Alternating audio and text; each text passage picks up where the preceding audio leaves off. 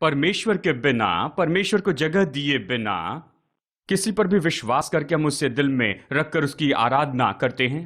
किसी पर भी विश्वास करके अपने दिल में उसे जगह देकर परमेश्वर जैसे उसकी उपासना करते। मेरा बॉयफ्रेंड मेरा ईश्वर है, मेरी गर्लफ्रेंड मेरी देवी है, इस तरह से कहते हुए अपना जीवन आप उन्हें सौंप देते हैं। कुछ लोगों के लिए बॉटल ही देवता है। नींद से जागते ही बॉटल को नमस्कार करते हैं। गौर से सुनिए, थोड़े समय के आनंद के लिए पाप के काम करते चले जाएंगे तो जानते हैं क्या दाम चुकाना पड़ेगा। पता है, जब परमेश्वर ने मनुष्य की सृष्टि की तो उसमें वास करने के लिए उसकी सृष्टि की, इसलिए सृष्टि की कि मनुष्य के दिल में वो वास कर सके। लेकिन जानते हैं मनुष्य ने क्या किया? जो पाप उसे नहीं करना चाहिए था, उस पाप को करके उसने अंधकार को अपने दिल में आने दिया। मनुष्य के दिल में प्रभु की उपस्थिति अब नहीं रही है। मनुष्य के हृदय में परमेश्वर को रहना चाहिए था, लेकिन अभी मनुष्य के हृदय में नहीं है। नहीं है इसलिए अशांति है, नहीं है इसलिए समाधान नहीं है। और इसलिए कह रहा हूं, इस संसार में जो चाहिए सब आपको मिल जाएगा, लेकिन शांति, समाधान, संतुष्टि, ये सब यहां इस पृथ्वी पर आपको नहीं मिल सकते हैं। ये परमेश्वर ने भेजा हुआ प्रोडक्शन है। और ये तो ऐसी बात है जो केवल परमेश्वर ही मनुष्य को दे सकता है, और इसलिए ये महा सौभाग्य है। केवल परमेश्वर द्वारा मनुष्य शांति में जी सकता है। केवल प्रभु के द्वारा मनुष्य परिवार की शांति में जी सकता है। केवल प्रभु के द्वारा मनुष्य आनंद में जी सकता है। लेकिन परमेश्वर के बिना जिएंगे तो? गौर से सुनिए, एक समय एक विमान, धरती से 10 किलोमीटर ऊपर उड़ने वाला ऐसा विमान, अचानक ही जैसे वो नीचे आने लगा और जैसे वो नीचे गिरने पर था, उस समय यहां पर एयरपोर्ट पर यह व्यक्ति काम कर रहा था। उसने तुरंत ही, पायलट ने तुरंत ही संकेत दे दिया कि यह विमान अभी बिल्कुल गिरने की अवस्था में है, फ्लाइट अभी गिरने पर है। इस तरह से संकेत और वार्निंग उसने भेज दी। जानते ये सब कुछ क्यों हुआ? ये विमान चलाने वाला व्यक्ति वो अपनी सीट पर बैठकर वहां उस समय आईपैड के ऊपर में गेम खेल रहा था। विमान शुरू करके ऑटो मोड में लगा दिया और कुछ भी हो, आईपैड पर वो गेम खेलने लग गया। और जब उसने उसकी ओर ध्यान नहीं दिया तो फिर ये विमान धीरे धीरे नीचे आने लगा, धीरे धीरे और नीचे आने लगा, जमीन के पास में आ गया और अभी क्रैश होने ही वाला था। और वार्निंग सुनते ही वो उछल पड़ा। मनुष्य अगर कुछ समय के लिए ध्यान न दे तो प्राण चले जाएंगे। अगर मनुष्य परमेश्वर के बारे में अगर अनदेखा करता है, परमेश्वर जो कि मनुष्य को चलाता है उस परमेश्वर की परवाह नहीं करे, तो आप जरा सोचिए इस पृथ्वी पर मनुष्य का जीवन वो कैसा होगा। ड्राइविंग सीट में जहां पर परमेश्वर को बैठना चाहिए, अगर वहां पर वो नहीं है तो आप किस तरह से आगे बढ़ पाएंगे? आप कैसे आगे बढ़ेंगे? जरा आप सोचिए तो। आज मैं आपसे यही सवाल पूछता हूं भाई और बहनों, जिस परमेश्वर ने आपको बनाया, क्या आपने उसे उसकी जगह उसे दी है? परमेश्वर जिसने आपकी सृष्टि की है, क्या आपने उसे उसकी योग्य जगह दी है? वही तो सबसे पवित्र है, वही तो सबसे धर्मी है और वही तो सच्चा है। वो तो पवित्र है और हम जो उस पर विश्वास करते हैं, इसलिए वो हमसे अपेक्षा करता है कि हम भी पवित्रता और सच्चाई में अपना जीवन जिए। देखो, जहां भी देखते हैं वहां पर पाप बढ़ते जा रहा है। जहां भी देखो वहां पर बस भ्रष्टाचार बढ़ते ही जा रहा है। जहां भी देखे वहां पर मनुष्य का स्वार्थ आग जैसे बढ़ते जा रहा है। इस पापी समाज में अगर आप लोग परमेश्वर को भावता हुआ जीवन जिए तो ये कितना अच्छा होगा। समाधान से भरा हुआ व्यक्ति, आनंद से भरा हुआ व्यक्ति, लोगों के लिए ज्योति जैसा जीवन अगर आप अपने जीवन में जीते चले जाएं तो ये कितना अच्छा होगा। परमेश्वर आपसे यही तो अपेक्षा करता है। आपके जीवन को चलाने वाला, आपके नाम को चलाने वाला, उसे अपने दिल में आपको जगह देनी चाहिए। उसे जगह देने के लिए क्या करना चाहिए? परमेश्वर हमें बताता है प्रकाशित वाक्य अध्याय 3 में। परमेश्वर बताता है प्रकाशित वाक्य अध्याय 3 वचन 20 में इस तरह कहता है, देखो मैं द्वार पर खड़ा यहां पर खटखटाता हूं। परमेश्वर आपके द्वार पर खड़ा खटखटाता है। आप उसे ऐसे कब तक रखेंगे? इस संसार में आप कब तक जिएंगे? आप कब तक निराशा में जीते रहेंगे? कब तक आप पागलपन में जीते रहेंगे? कब तक आप इस तरह से निराशा में जीवन जीते रहेंगे? कब तक आप इस तरह का पाप में जीवन जीते, अशांति और दुखों में जीते चले जाएंगे। मैं तो तुम्हारे हृदय के द्वार पर खड़ा हूं। मैं भीतर आऊंगा तो तुम्हारे जीवन को सही करूंगा, तुम्हारे जीवन को मैं अच्छा बना दूंगा, तुम्हारे जीवन को बेहतर बनाऊंगा, जीवन को बहुत ही अच्छा बनाऊंगा। शांति से, समाधान से, आनंद से, संपन्नता से आशीष दूंगा। मैं तुम्हें यह सब दूंगा। परमेश्वर कहता है, जरा देखिए वचन 20, देखो मैं द्वार पर खड़ा हुआ खटखटाता हूं। यदि कोई मेरा शब्द सुनकर द्वार खोलेगा तो मैं उसके पास भीतर आकर उसके साथ भोजन करूंगा और वो मेरे साथ भोजन करेगा। स्वयं परमेश्वर भीतर आएगा, परमेश्वर खुद हमारे हृदय में आएगा, परमेश्वर खुद हमारे अंदर में वास करेगा। बस केवल द्वार खोलना है। आज हम में से बहुत से लोग दुखों में अपना जीवन जी रहे हैं। आप जानते हैं इसका कारण क्या है? आप बहुत सी समस्याओं से लड़ते जा रहे हैं। समझते हैं, जो परमेश्वर हमारे जीवन को चलाता है, उस परमेश्वर को हमने अपने दिल में जगह नहीं दी है। परमेश्वर के बिना ही हम अपना जीवन जी रहे हैं। इस कारण मेरे भाई, इसलिए मेरी बहन, क्या आपके दिल में परमेश्वर है? आपका सृष्टिकर्ता परमेश्वर वही है। यह मनुष्य के बनाया परमेश्वर नहीं है। आपके सृष्टि करने वाला परमेश्वर क्या आपके दिल में रहता है? अगर आपका सृष्टिकर्ता परमेश्वर आपके दिल में है तो वह आपके दिल को पवित्र करेगा, आपके जीवन को पवित्र करेगा, आपके जीवन में जहां पर आपको पहुंचना है वहां पर पहुंचाएगा।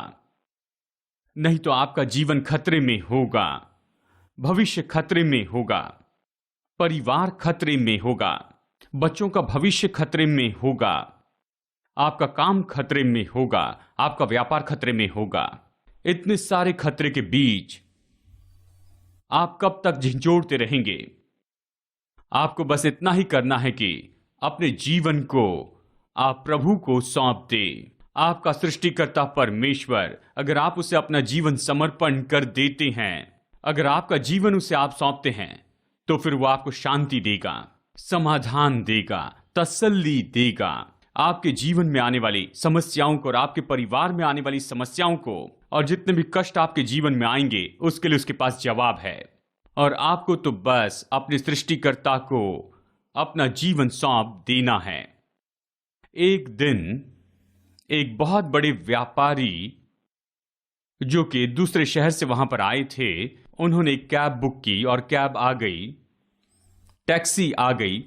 उसे एयरपोर्ट में जाना था और एयरपोर्ट में जाने के लिए उसके पास में समय बहुत ही कम था, तो उन्हें वहां पर जाने के लिए बहुत जल्दी थी। और उन्होंने टैक्सी ड्राइवर से इस तरह से कहा, थोड़ा सा आप जरा तेजी से चलाइए। और वो चलाने लगे।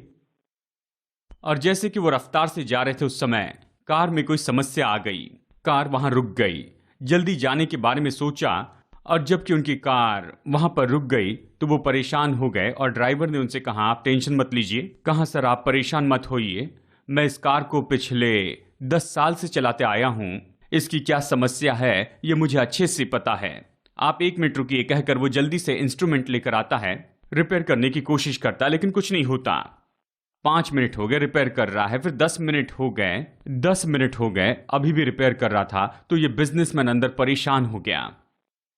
जल्दी से वो कार से बाहर आता है और ड्राइवर से कहता है, क्या हुआ, बताओ तो क्या हुआ। कुछ नहीं हुआ सर, ये समस्या मुझे मुश्किल दिख रही है, ये मुझसे रिपेयर नहीं होगी। ड्राइवर ने कहा, मैं इसे हल नहीं कर सकता हूं, मुझे लगता है कि ये समस्या मेरी जो समझ है उससे बिल्कुल परे है, ये टैक्सी शुरू नहीं हो रही है। और फिर इस व्यापारी ने कहा, तुम मुझे कटिंग प्लायर दो, मुझे स्क्रू ड्राइवर दो और तुम बैठ जाओ। और यहां पर असहाय होकर ड्राइवर ने क्या किया, लीजिए ये कटिंग प्लायर है, स्क्रू ड्राइवर है, ये सब देकर सीट पर वो बैठ गया। बस 30 सेकंड में ही उन्होंने ड्राइवर से कहा, जरा कार शुरू करके देखिए। और उन्होंने शुरू की और कार शुरू हो गई। 30 सेकंड में कार शुरू हो गई। ड्राइवर बहुत ही चकित हो गया, लेकिन ड्राइवर ने कुछ भी नहीं कहा। और जल्दी से वो उन्हें एयरपोर्ट लेकर गया। और जैसे ही वो एयरपोर्ट पहुंचे, उन्होंने उसे पैसे दिए और वो निकलने लगे। तो इस समय टैक्सी ड्राइवर बहुत ही परेशान हो गया। उन्होंने उनसे कहा, सर जरा 1 मिनट रुकिए। क्या हुआ? मैं इस कार को पिछले 10 साल से चला रहा हूं, लेकिन आज की जो समस्या थी उसे मैं क्यों नहीं हल कर पाया। मैंने रिपेयर की कोशिश की, मैंने हर कोशिश की, लेकिन कुछ भी नहीं हुआ। लेकिन जब आपने हाथ लगाया तो क्या किया, बस 30 सेकंड में ही आपने रिपेयर किया। आप सूट बूट पहने हैं, बस 30 सेकंड में ही आपने इसे ठीक कर दिया। बताइए आप कौन है सर? और फिर व्यापारी ने कहा, मुझे बताइए आपकी कार किस कंपनी की है? ये तो फोर्ड कंपनी की है सर, फोर्ड।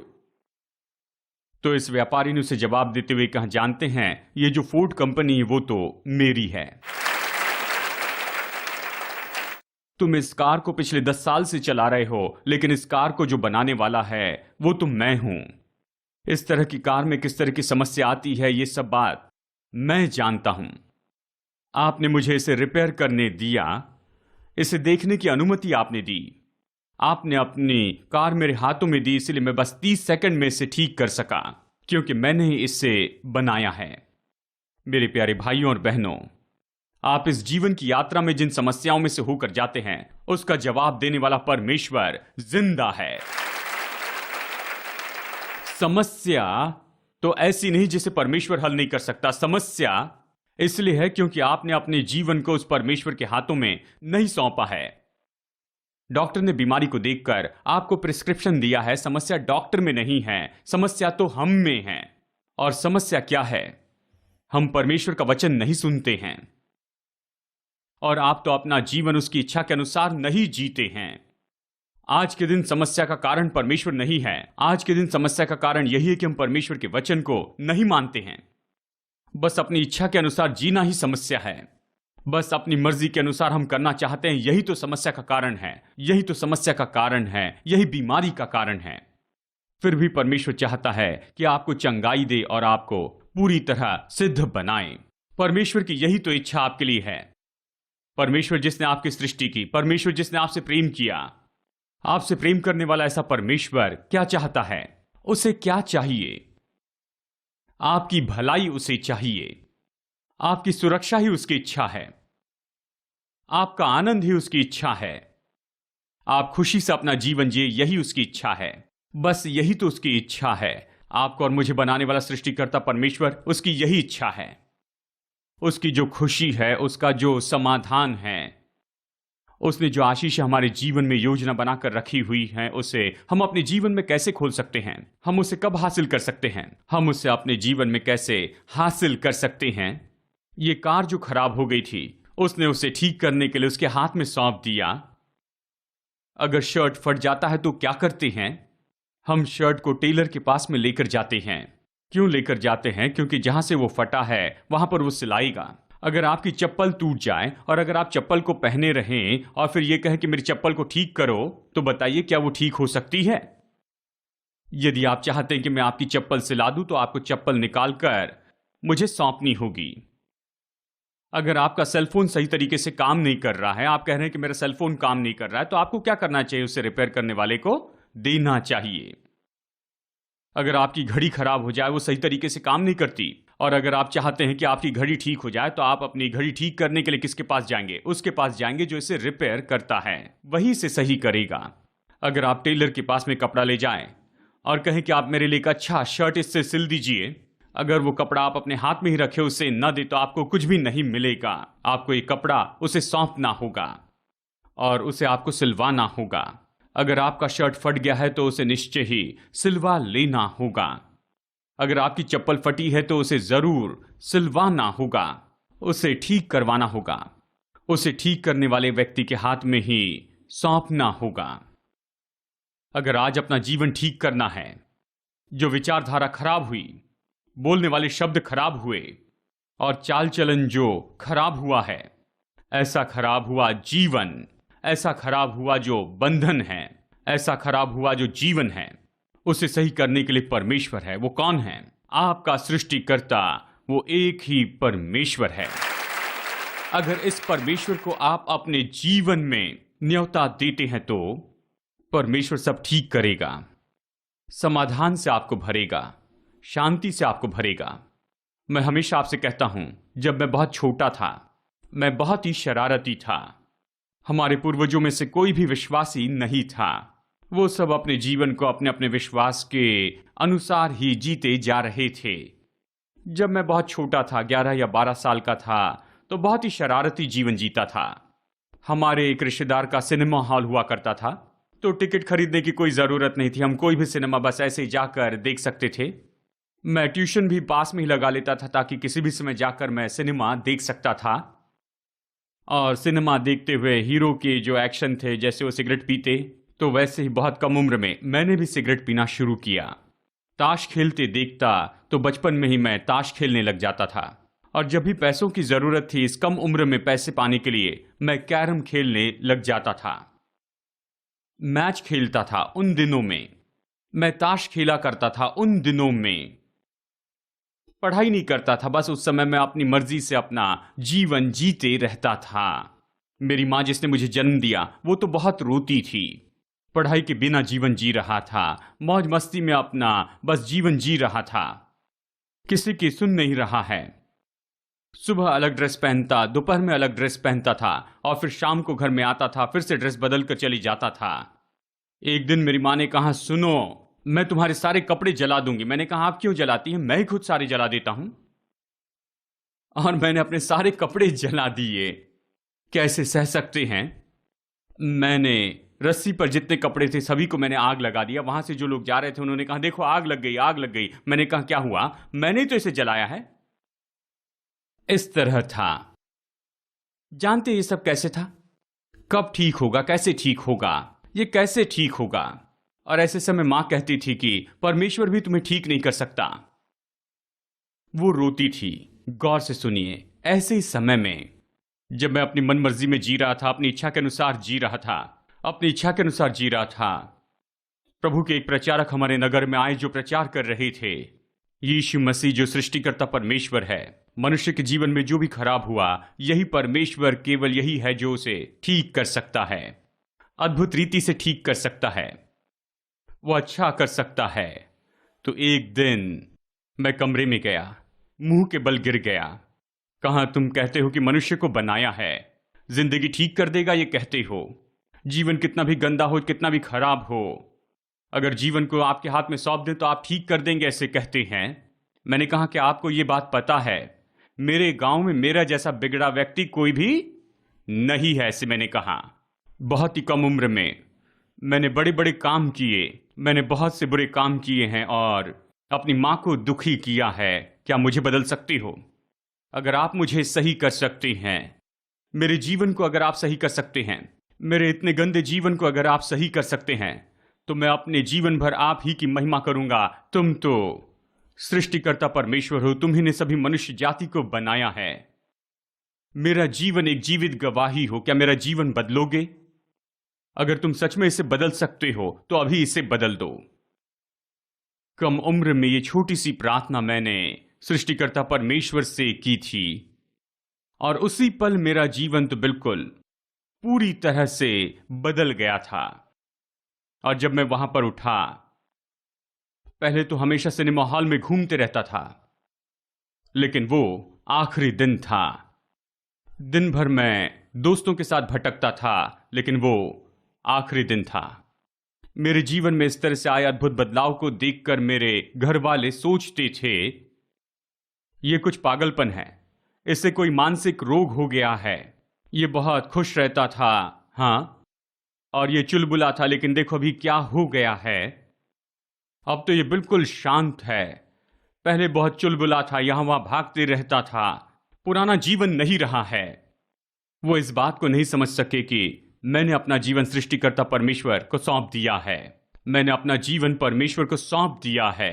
मेरा जीवन पूरी तरह से बदल गया था। जब मैं 7वीं क्लास में पढ़ रहा था, मैं अपने दोस्तों के पास में गया और मैंने कहा, मुझे माफ कर दो, क्योंकि मैंने तुम्हारा पेन चुराया था, मैंने तुम्हारी पेंसिल चुराई थी, और तुम ये कह रहे थे कि मेरी पेंसिल कहाँ गई, मुझे नहीं मिल रही है। वो मैंने ही चुराई थी। तुम्हारा इरेजर जो तुम्हें नहीं मिल रहा था, वो मैंने ही खाया था। इरेजर मैं खाते रहता था। अरे मेरा इरेजर कहाँ गया, कहाँ मिलेगा, मैंने तो खा लिया था। उसके छोटे टुकड़े कर देता था। क्लास में जिस किसी को मैंने परेशान किया, मैं हर एक के पास में गया जिसे मैंने परेशान किया था, जिसे मैंने तंग किया था। मैंने जाकर कहा, मुझे माफ करना। मैंने उन सभी से माफी मांगी। वो पूछने लगे, तुम्हें क्या हो गया है? मैंने अपना जीवन सृष्टिकर्ता परमेश्वर को दिया है, उसने इसे ठीक कर दिया है। इसके बाद में मैं किसी के लिए कोई भी समस्या नहीं लाऊंगा। और मेरे क्लास के सभी दोस्त मेरी ओर चौंक कर देख रहे थे। कुछ समय बाद मैं सिंगापुर गया। उन्होंने मुझे पहचान लिया। वो मेरे क्लासमेट्स थे, मेरे स्कूल में पढ़ रहे थे, मेरे कॉलेज में वो पढ़ रहे थे। वो मुझसे मिलने आए। सतीश कुमार आए हैं तो चलो खाने के लिए ले चलते हैं। स्कूल के समय के मेरे एक जो दोस्त थे वो भी मुझसे मिलने के लिए आए, मेरे बाजू में बैठ गए। कहा, जब भी मैं भारत में जाता हूं, जब भी मैं भारत में जाता हूं, जब अपने राज्य में जाता हूं, जहां भी देखूं वहां तुम्हारे वॉल पोस्टर्स मुझे दिखते हैं। मैं जहां भी देखूं तुम्हारी फोटो दिखती है। और जब भी मैं अपने प्रांत में जाता, मैं वहां पर तुम्हारे बारे में पूछता हूं। वो कहते हैं, ये तो बहुत ही विख्यात व्यक्ति हैं, बहुत ही ऊंची जगह पर आज के दिन ये परमेश्वर की सेवा करते हैं, कहते हैं। जब वैसे कहते हैं तो मुझे तुम पर गर्व होता है। ये मेरे साथ में स्कूल में पढ़े हैं, मैं कहता, और इससे मुझे भी गर्व होता है। इस तरह से उन्होंने मुझसे कहा।